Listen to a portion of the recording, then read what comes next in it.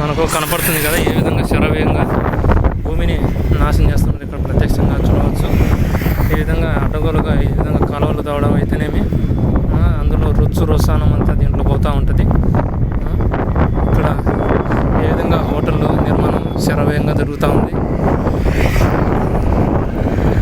ఏ విధంగా జేసీబీలు ఏ విధంగా అడ్డగోలుగా ప్రగతి భవన్ అంట, ఈ భవనంలో ఏ విధంగా జేసీబీలు దర్శనమిస్తున్నాయో, ఎంత అక్రమ చొరబాట్ల ద్వారా ఇక్కడున్న న్యాయ వ్యవస్థను శాస్త్రాన్ని తగలబెట్టి అక్రమంగా దేశంలోకి చొరబడి దర్జాగా నాశనం చేస్తున్నారు. మరి ఇండియన్ ఆర్మీ ఉగ్రవాదుల్ని చంపుతున్నారు అంటున్నారు. అక్రమంగా వాడు ప్యాక్ చేసి దేశంలోకి చొరబడ్డారని. మరి ఇవేంటి ప్రత్యక్షంగా కనబడుతున్నాయి. ప్లాస్టిక్ చెత్త చెదారం ఇవన్నీ అక్రమంగా దేశంలోకి చొరబడినట్లు కాదా? ఇక్కడున్న న్యాయ వ్యవస్థను శాస్త్రవేత్తలు పెట్టడం, నాశనం చేయడం ఇవన్నీ అక్రమ చొరబాట్ల దారుల యొక్క కుట్రలు కాదా? మరి ఇండియన్ ఆర్మీ దేనికి ఉన్నట్లు లక్షలు ఆంబోతుల లెక్క జీతాలు పొంది ఏ విధంగా టైం పాస్ చేసుకుంటా, సమయం వృధా చేసుకుంటా, ఈ విధంగా రిటైర్డ్ అయిన తర్వాత ఈ విధంగా లక్షలు మళ్ళీ లక్షలకు ఫ్లాట్లుగా మార్చి భూములను మళ్ళీ ఫ్లాట్ల ద్వారా మళ్ళీ కోట్లు గడిస్తున్న ఇండియన్ ఆర్మీ ఉగ్రవాదులు అక్కడ వెళ్ళి మంచు దిబ్బలను కాపలా కాస్తూ ఇక్కడ మాత్రం పచ్చని ప్రకృతిని అంతా రాక్షస వ్యవస్థలు, ఆర్థిక వ్యవస్థలు నాశనం చేయడం ఇక్కడ మనం ప్రత్యక్షంగా చూడవచ్చు. ఇక్కడ వైఎస్ఆర్ జిల్లా కార్యాలయము, వైఎస్ఆర్ కాంగ్రెస్ పార్టీ కార్యాలయం అంట. ఇప్పుడు ఎంత స్థలాన్ని ఏ విధంగా కాంక్రీట్ జంగల్గా మార్చిందో, పార్టీ పేరుతో ఒకరు, హాస్పిటల్ పేరుతో ఒకరు, ఈ విధంగా వైద్యం రక్షణ పేరుతో ఒకరు, అటవీ శాఖ పేరుతో ఒకరు, రకరకాల శాఖల పేరు పెట్టి ఏదో ఒక భవనం కట్టడం, ఈ విధంగా నాశనం చేయడం మనం ప్రత్యక్షంగా ఇక్కడ చూస్తున్న ఉదంతం. ఇంకా భూములకు తుట్లు పొడుస్తూ బోర్లు మరి నాటి జీవన విధానాన్ని నాశనం చేసే విధంగా ప్రభుత్వం చట్టాలు రూపొందించి ఈ విధంగా దర్జాగా నాశనం చేస్తూ ఉన్నది ప్రత్యక్షంగా మనకు కనబడుతూ ఉంది.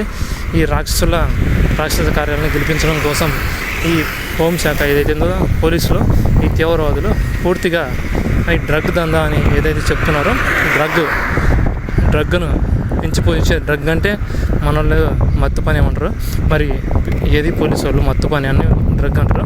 మత్తు పని తీసుకోవడం వల్ల యువకులు ఏమవుతారంటే హ్యాపీగా సోయి లేకుండా మామూలుగా నిద్రపోతాం. అంటే మనం నిద్రపోతాం అనమాట, పని పాటు చేయకుండా నిద్రపోతారు.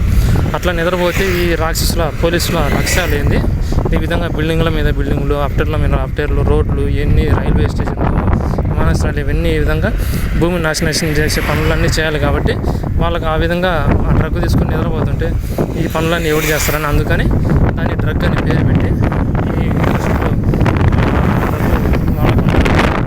అదేదో నాశనం అయిపోతున్నట్టు, అదేదో ధ్వంసం అన్నట్టు, దుర్మార్గం అన్నట్టు చెప్తూ ఉంటారు. ఇది ప్రజాస్వామ్యంలో జరుగుతున్న ఉగ్రకుట్ర, రాజ్యాంగ ప్రధాన ఉగ్రకుట్రలు. ఇప్పటికైనా మేల్కోగలరు. ఈ డ్రగ్ అనేది అసలు డ్రగ్ అంటే ఇది ఇష్టం వచ్చినట్టు రోడ్లు వేయడం, డ్రగ్ అది ఎదురుకొస్తున్న ఏదైతే వాహనాలు ఉన్నాయో అవన్నీ డ్రగ్ కిందకి వస్తాయి. ఈ విధంగా ప్లాస్టిక్ డ్రగ్ కిందకి వస్తే ఇది ఇక్కడ కనపడుతుంది ప్రత్యక్షంగా. బీరు బాటలు ఒంగోలులో ఉన్నాం. ఇక్కడ మరి నగరపాలక సంస్థ ఉంది. మరి ఇన్ని పనికిమాలిన వ్యవస్థలు ఉన్నాయి. ఇక్కడ చూడవచ్చు ప్లాస్టిక్ ఏ విధంగా ఉందో, అన్ని సోపులు ఏ విధంగా ఉందో, ఎక్కడ పట్టినా ఎట్లా ఉందో. మరి ఈ ఇష్టారాజ్యంగా వదిలేసి స్వేచ్ఛ స్వాతంత్రం అని ఈ విధంగా దుర్మార్గులకు స్వాతంత్రం రావడంతో ఈ విధంగా ఈ నాశనానికి పక్కనే వైఎస్ఆర్ జిల్లా కార్యాలయం కూడా ఉంది. మరి ఉంటే ఎందుకు ఇక్కడ పక్కన చూడవచ్చు ఏ విధంగా చెత్తాచారంతో ఉంది. ఇక్కడ పాపం కుక్క కూడా ఏదో వెహికల్ గుద్దుకొని చనిపోయినట్టుంది. రోడ్డు పక్కన చూడవచ్చు. ఈ మనుషులకు కూడా విలువ లేదు, కేవలం డబ్బులకు మాత్రమే ఈ టెర్రరిస్టుల రాజ్యాంగంలో విలువ ఉన్నట్లు మనకు కనపడతా ఉంది. విద్యుత్ శాఖ ఏ విధంగా అడ్డగోలుగా ఎన్ని స్తంభాలు విస్తరించిందో చూడవచ్చు. ఈ తీవ్రవాదుల రాజ్యాంగ విధానాల ఉగ్రకుట్రల గురించి ఇప్పటికైనా నిజం తెలుసుకోగలరు. ఈ జిల్లా అధికారులు, రాష్ట్ర అధికారులు, దేశ అధికారులు, ఈ విధంగా ప్రపంచ అధికారులు అని చెప్పుకునే వాళ్ళంతా చూడవచ్చు. ఖజానా అధికారి అంటే జిల్లా ఖజానా అధికారి అంటే దీడ ఒకటి ఉంది. జిల్లా ఖజానా భవనం అంట ఇది. ఏం ఖజానా? కాంక్రీట్ ఖజానా, గ్రానైట్ ఖజానా, ప్లాస్టిక్ ఖజానా, ఇసుక ఖజానా, దేనికి ఖజానా? ఈ ఖజానా భవనం అంట ఇది. ఈ ఖజానా భవనాన్ని నిర్మించింది ఎవడో తెలియదు. మనకు పాఠ్యపుస్తకాలు ఎక్కడ కూడా పొందుపరచలేదు. ఇదంతా అక్రమంగా దేశంలోకి చొరబడినట్టు మనకు కనబడుతుంది. మండల స్థాయిలో ఈ పోలీస్ స్టేషన్ వీటి గురించి వ్యవసాయ శాఖలు ఇన్ని శాఖలు ఉన్నట్లు కూడా పాఠ్యపుస్తకాల్లో ఎక్కడ కూడా పొందుపరచలేదు. ఆ విషయం కూడా మనకి బయటికి అంటే నిగమాల విద్యాశాఖ నుంచి చదువుల శాఖలో నిర్బంధం నుంచి బయటకు వచ్చిన తర్వాత కానీ తెలియలేదు. అంటే ఏ విధంగా ఉగ్రవాదులు ఉగ్రకుట్రలో రెవెన్యూ శాఖ అంట అక్కడ వెహికల్ పోతుంది.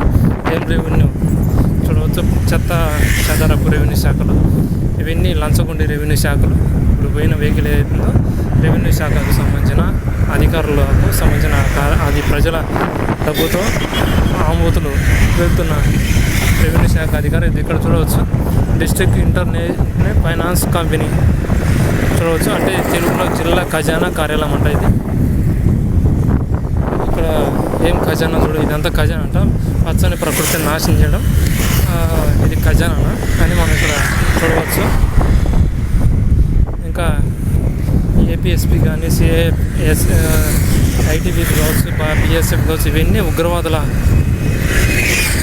అండర్ కంట్రోల్ నడుచుకుని ఉగ్రవాద వ్యవస్థలు. ఇదిగో బిఎస్ఎఫ్ అంటే బార్డర్, ఇవే బార్డర్ సెక్యూరిటీ అనమాట. భూమిని అంతా ముక్కలు చేసి చేయడమే బార్డర్ సెక్యూరిటీ ఫోర్స్ యొక్క ప్రధాన లక్ష్యం. చూడవచ్చు ఇక్కడ ఏం జరుగుతుందో.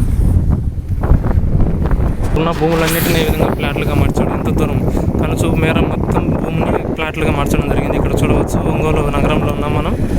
ఇక్కడ చూడదు ఈ విధంగా మొత్తం 1000 ఎకరాల వ్యవసాయ భూములన్నింటినీ ఏ విధంగా కాంక్రీట్ జంగల్గా మార్చడం కోసం ఏ విధంగా చేస్తున్నారో ఇక్కడ చూడవచ్చు.